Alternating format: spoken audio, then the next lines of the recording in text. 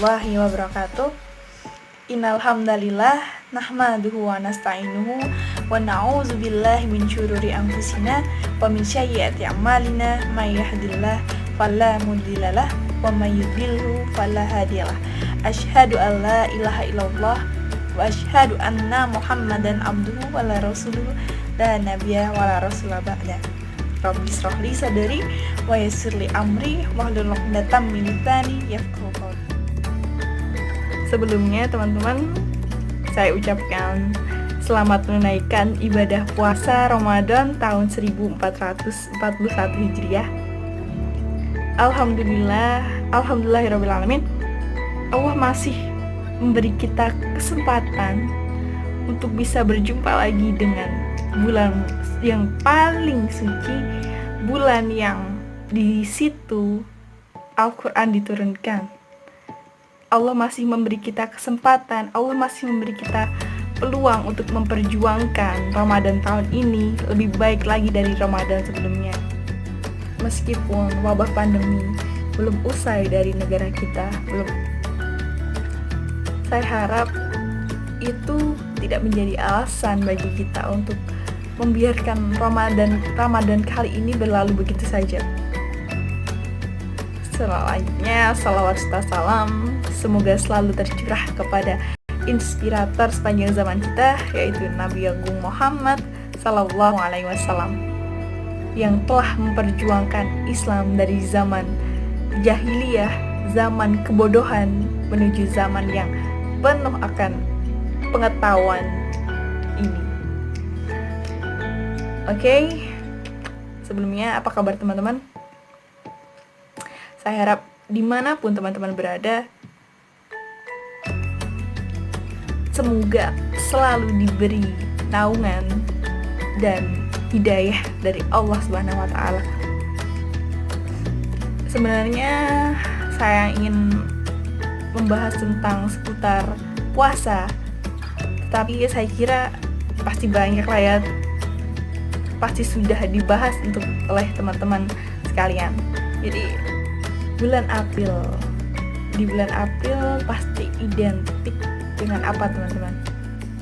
Iya, tepat tanggal 21 kemarin, hari lahirnya seseorang yang memperjuangkan derajat wanita, derajat perempuan, yaitu ibu kita Kartini. Namun di sini saya bukan ingin membahas tentang biografi ibu kita Kartini, lalu sekolah keputriannya, sesukses mana ibu kita Kartini. Karena jika membahas tentang ibu kita Kartini mungkin teramat panjang ya teman-teman. Jadi di sini saya ingin belajar bersama dengan mengambil cuplik semangat perjuangan ibu kita Kartini dalam menyetarakan derajat antara perempuan dan laki-laki. Ya, kita akan belajar bersama tentang kesetaraan gender. Kalau boleh cerita ya teman-teman, awalnya itu saya bingung dengan tagar perempuan melawan yang selalu digaungkan sewaktu aksi setelah hidup mahasiswa, hidup rakyat Indonesia, hidup perempuan melawan. Saya tuh bingung, perempuan melawan apa ya? Nah, lalu saya juga pernah berkesempatan untuk mengikuti diskusi di depan Taman Mustafa dengan tema kesetaraan gender, dan waktu itu yang ngisi anak hukum. Nah, di situ tuh mbaknya bilang kalau laki-laki boleh keluar malam tanpa dibicarakan oleh masyarakat. Tetapi kenapa perempuan saat keluar malam itu banyak stigma negatif? Nah, mungkin pikiran saya yang sempit waktu itu, kok perempuan ingin disamakan sama laki-laki seperti itu toh? Kan itu juga bahaya buat perempuannya sendiri. Pikiran saya waktu itu masih sempit dan berpikir seperti itu. Tapi ternyata teman-teman, di luar sana itu tuh meskipun bukan dari diri kita sendiri ya, di luar sana itu banyak perempuan-perempuan yang tidak mendapat keadilan itu. Banyak lowongan pekerjaan yang hanya dikhususkan kepada laki-laki. Banyak yang diterima tetapi gajinya lebih rendah daripada gaji laki-laki. Lalu perempuan itu serba salah. Gini ya, perempuan diperkosa. Nah, itu yang disalahkan siapa teman-teman? Perempuannya. Karena apa? Mungkin karena dia nggak menutup aurat. Kalaupun toh dia menutup aurat, pasti dia tingkah lakunya yang disalahkan. Kenapa bisa mengundang laki-laki untuk memperkosanya? Dan kenapa laki-laki tidak disalahkan karena dia tidak bisa mengendalikan diri?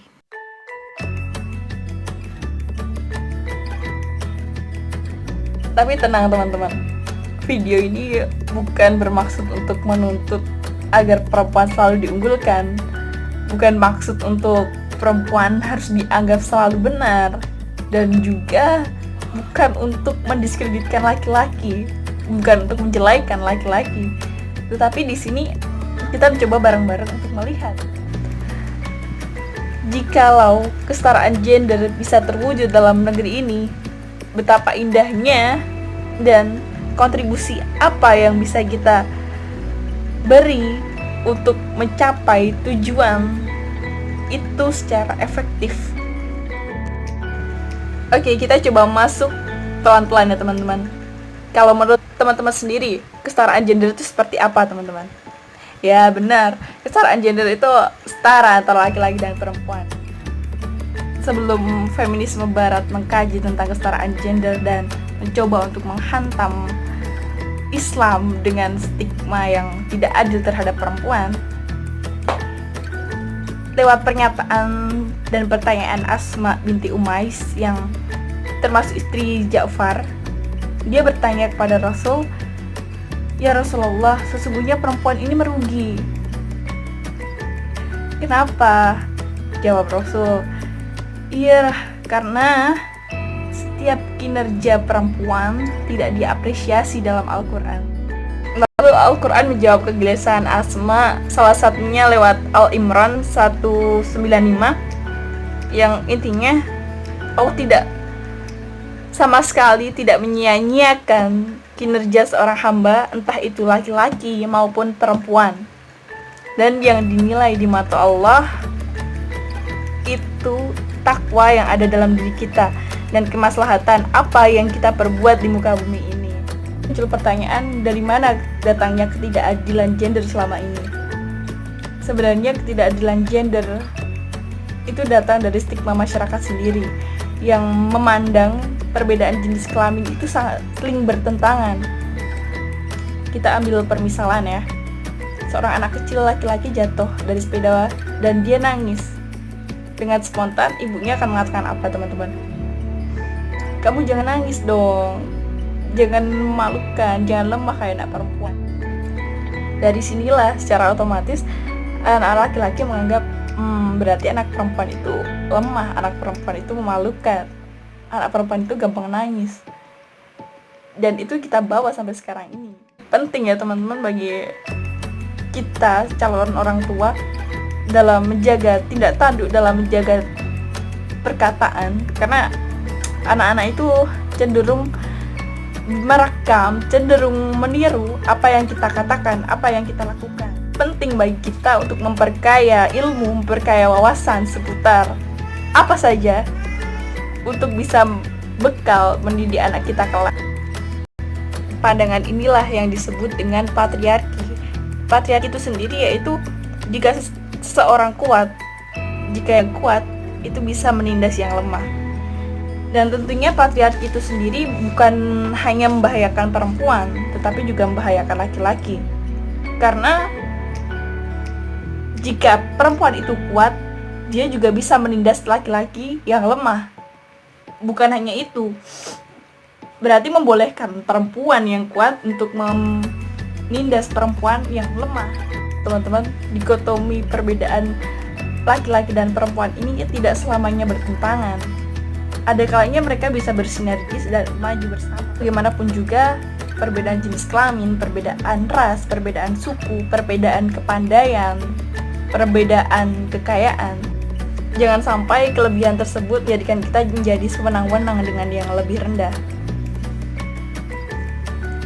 Nah, dengan cara pandang sinergis inilah perbedaan antara laki-laki dan perempuan tidak selamanya dipandang sebagai konflik. Bisa juga dipandang untuk saling bekerja sama, saling berkontribusi sebagai diri kita, manusia. Ketahui bahwasanya kelebihan fisik, keilmuan, kekayaan, kedudukan itu bersifat dinamis, teman-teman. Sehingga jenis kelamin apapun itu tidak menjadikannya lebih unggul atau lebih rendah. Garis bawahi, kita sebagai manusia, entah laki-laki entah perempuan, sama-sama diberi amanah oleh Allah sebagai khalifah yang bertugas untuk mewujudkan dan memelihara bumi dengan kebaikan dan mencegah serta menghindarkannya dari keburukan. Dan yang kedua, kelebihan di pihak manapun jangan menjadikan itu sebagai modal untuk menindas, dan kekurangan di pihak manapun jangan menjadi alasan untuk ditindas. Dan ketiga, siapapun yang lebih kuat, entah itu laki-laki atau perempuan yang lebih berkuasa, dia harus bisa memastikan pihak yang lebih lemah, dia harus memastikan pihak yang lebih lemah diperlakukan secara manusiawi atau belum. Sekian dari saya, kurang lebihnya saya mohon maaf. Kemenangan perempuan itu bukan kekalahan dari laki-laki. Billahi fi sabilil haq, fastabiqul khairat. Wassalamualaikum warahmatullahi wabarakatuh.